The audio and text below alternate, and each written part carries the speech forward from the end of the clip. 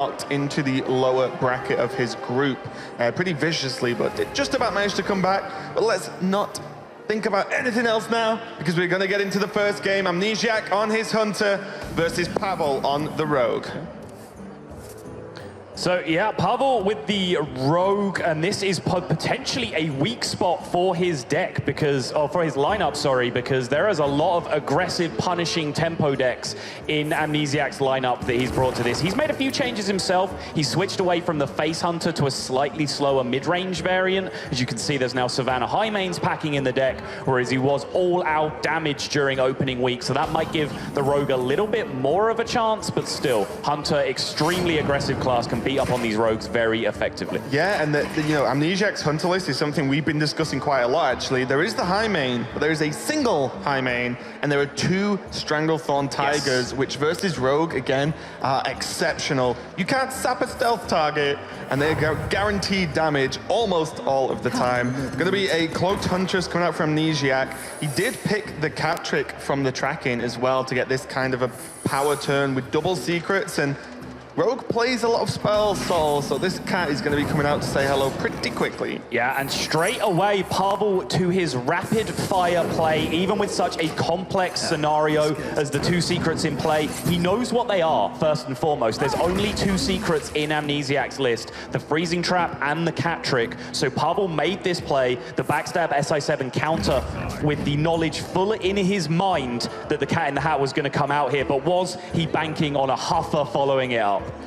Definitely not. Huffer from Animal Companion can be one of the most intense moments in the game here, as this really does just either can remove the SI7 agent, pressure for damage, the SI will get bounced by freezing if it's left up, yep, and then, well, yeah, there's Tomb Pillager, but that just feels pretty slow when there's 8 power on board. Yeah, Amnesiac just taking his time here, considering the implications of giving essentially another 5-mana removal tool to his opponent in his hand, but 5-mana SI7 agent, it still demands a combo tool to be used to go along with it. You saw a backstab paired with it on the previous turn. Preparation is obviously something that you have to worry about, but for me, this is 8 damage to the face, but Amnesiac actually bails out, decides to trade here. Yeah, I think what he wants to do is know that he can go the long game. He does have the second tracking, so he can pick up some late game options, maybe a bow. And the idea is you expect Tomb Pillager on 4 from Rogue. And well, this is going to come down, and there's no other minions that can really, you know, that they're really cheap enough to be able to bounce. So if the Tomb Pillager gets bounced back with the freezing, then it just slows the game down even more on Pavel's side, and Amnesiac can continue on with this pressure. Raven, I have a counterpoint. If Tomb Pillager came down this turn and you'd just gone face and the SI7 had got frozen, you've dealt 16 damage in that period of time, even more with this Houndmaster follow-up. I personally would have gone aggressive in this line. Amnesiac definitely knows what he's doing. He's still in a very comfortable spot here. His thinking, you can push that thought process 1 turn forward, and now he's saying, okay, this Tomb Pillager gets frozen. I push 6 this turn, and then next turn, essentially, I can push another 10 again. Hey, that's 16 too, so we could essentially just end up back in the same spot. So I can understand his line of thinking here, but we'll see if just the slightly conservative play comes back to bite him in the later turns. Yeah, I'm a fan of the Smark option more than anyone, and you know, like you said, this from Amnesiac, sorry. Maybe just lining up more damage in the future. The tracking is going to be pretty key, I think, to close out the game. 1 kill command was already gone, as that was one of Amnesiac's options from his initial tracking. Right. So there's only 1 more left, but there is still Eaglehorn Bow, there is still Quick Shot as well, so there's still plenty of damage you can draw into if he gets to the point where he needs it to close out the game. Pavel is going to clear up the board and just not attack with the Tomb Pillager. Wants to get something else down so he can maybe get the coin quicker. Yeah, I think he wants that Tomb Pillager to die, particularly looking at his hand right now. He wants a combo activator for the SI7 agent. He wants a buff for the Edwin. The coin is an extremely good card for him right now, so he's trying to find a way to use this Tomb Pillager as a trading tool on the board, or even as an aggressive pushing tool, and still be able to get that coin as a follow-up. But Amnesiac's hand now just running a little bit dry, and this is where that tracking might come into play to give him some gas for a following turn, as you said. You can add Stranglethorn Tiger to that list of cards that you came up with as well. That'll be a huge pickup. His one high main, of course, was another card that was lost to the original tracking along with the kill command. So some of his late game options have been diminished. Yeah, I think exactly to your point, I like this turn from Amnesiac. He uses all of his mana. He hasn't got Pavel down enough where a hero power every turn is going to count yet. Yep. And also next turn, he can track into a Tiger and just play the Tiger. So he'll be on 6 mana. So I really like this play. Just put as much annoyance on the board for Pavel to deal with, and then build off that tracking next turn. Speaking of annoyance, I think Pavel needs to create some this turn. If his plan is to be able to operate with this Tomb Pillager bypassing the freezing trap, he needs to get some minions on the board right now, and there's a pretty miserable looking turn that involves playing a 2/2 Edwin Van Cleef, but still, it's one of the best ways that he can set up a potential freeze on a minion that's not the Tomb Pillager. Yeah, do you think there's ever a reason to go the other way and play the SI first? Play the SI and then just have a 4/4 Edwin. You don't need to kill these minions, right? They're annoying, but they're very low damage at the moment. The less of the minions you kill, the more flexibility you give to your opponent in being able to deny that freezing trap counterplay that you're obviously trying to set up from Pavel's perspective. So I think this order is correct. That's a little bit of a punish for him because now the 1/1 can take care of the 2/1 and start limiting his options on the board. An Eagle Horn bow comes out to clear the SI7 agent, and this could get very, very frustrating. Pavel does use the weapon to proc the first part of the Grandmother at least, and make that trade a little bit more awkward because suddenly the trade looks way better into the SI, but then the Van Cleef is bounced. And Van Cleef being bounced a lot of the time isn't too terrible.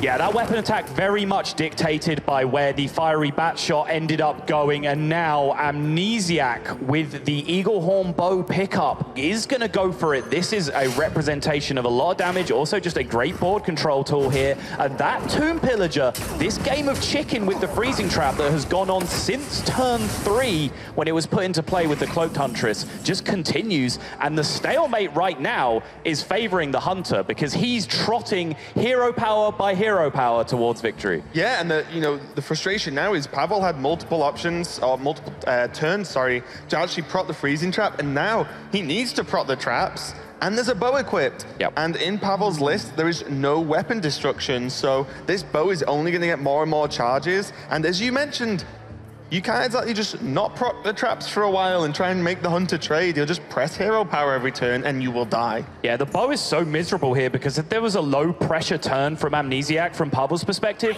he could have just frozen Tomb Pillager, replayed Tomb Pillager if he was allowed the time to do that for 6 mana, but not wanting to give the extra bow charges, as you said, he's just going to play out Auctioneer here, try and have it operate as a 4/4 taunt. Yeah, and Amnesiac's got a really weird game plan here because both of the kill commands are actually gone through tracking. Obviously, Pavel won't know that, so it's something he's going to be very, very conscious of. But Amnesiac has to sort of piece together the puzzle without that huge burst damage, because a lot of the time it's how Hunter just ends the game. Especially when you have Tigers around that you can just guarantee the proc because they're just not going to be killed while they're in stealth. So we'll see how Amnesiac decides to start to put that together, because Pavel knows now there is no burn in hand because there are no cards in hand. Yeah, and this now is Pavel's moment. He has to figure out his way through this turn now. There are, again, 2 secrets equipped right now, so he knows there is a cat trick up. He knows the cat trick is going to proc right now, so he would have loved perhaps a Blood Mage pick up there to be able to fan off the cat trick from the board, but now he's going to go through his turn. I'm sure the Fan of Knives will end up getting cycled here. He can freeze the Tomb Pillager, attack into the Infested Wolf with the Gadgetzan Auctioneer, and then use Fan of Knives to clear off that, but he needs a really powerful chain of draws here. Sinister Strike is not here. Sinister Strike is a cycle, and it still opens up that card. The second Fan of Knives. That is exactly what he needed in this spot. The Sinister Strike could be played, but now picks up the Swashbuckler as well. Allows him to keep the Malygos Sinister Strike and a Giant Sandworm just to round it off. Why not? What else could you need? Probably nothing at this point. So Pavel had an amazing turn there. Killing the Cat in the Hat is so important. Yep. It does so much damage. Obviously the stealth makes that very difficult, but Fan of Knives into Fan of Knives is huge there. And suddenly Amnesiac, with just an Infested Wolf in hand, he's got a lot of bow charges, but is it going to be enough when you know your opponent's got a hell of a lot of card advantage on you right now? Yeah, we talked about the game of chicken that Pavel was playing with the freezing trap.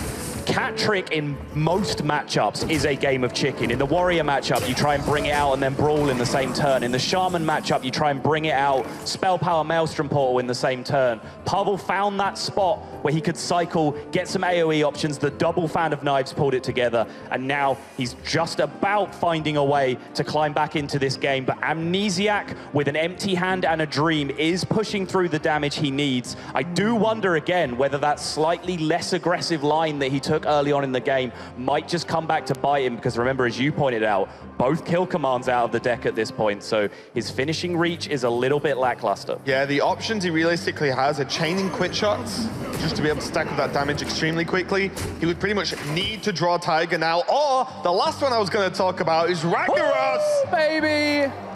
That is one of the very few cards in the deck that could pull him back into this, especially because what I like to refer to as a Malygos has been played.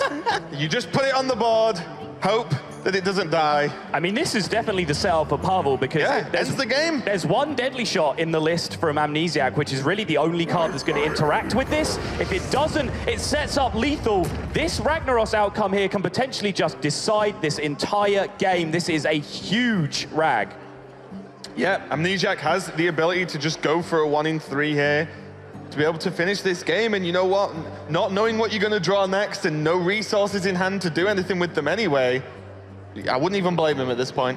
Yeah, Amnesiac just considering his options here, whether he wants to try and set up the more likely kill on the Malygos to try and extend the game longer, because he has Rag on the board right now, so he can set up a situation where the bad outcome of hitting Malygos kills Malig. He turns it down, he says no, he says 1 in 3, I will take my 33%, Ragnaros says